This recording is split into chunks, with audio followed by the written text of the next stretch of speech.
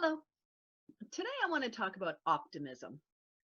The first time that this subject of optimism appears in the Bible is in Deuteronomy 31:6. Be strong and courageous. Do not be afraid or terrified because of them, for the Lord your God goes with you. He will never leave you nor forsake you.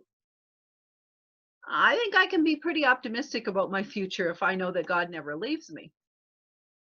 There's a similar verse in Joshua that says, have I not commanded you? Be strong and courageous. Do not be afraid. Do not be discouraged, for the Lord your God will be with you wherever you go. Wherever you go. Nice.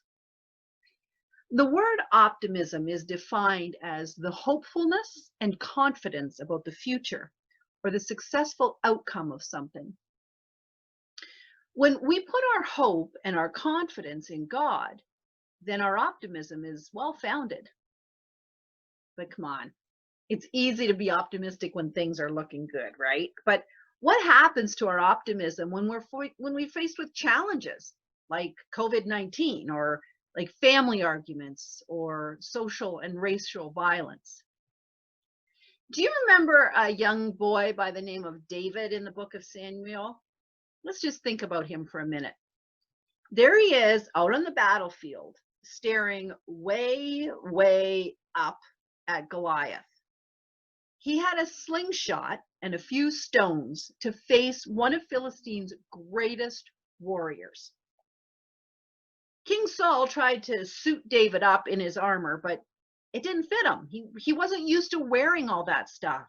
I mean, he wasn't even really a soldier. He was a shepherd who had to defend his sheep with minimal, although highly effective, weaponry. And still, he was the one who stepped up. David answered the call to defend his people, even though he was not at all well suited to the task. And think about it. He probably wasn't what Goliath was expecting either. He certainly didn't look capable of being a worthy adversary. So Goliath, he wasn't particularly worried, but he should have been. So what does this story have to do with you? Have you ever faced a challenge or a task or an essay or an exam that you just weren't that optimistic about? Or maybe the giants that you face are your behaviors or your habits or your attitudes. Or maybe it's bullies who just won't back off and you can't fight them on your own. Well, the great news is that you don't have to. It never has to be just about what you can do on your own, what plans you make or how strong you are or how much effort you put in. Your optimism comes from the team effort between you and God. Think of God as your metaphorical slingshot, your secret weapon to help you overcome challenges.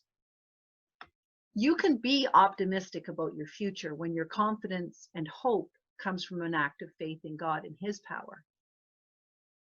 So be optimistic. He's got your back.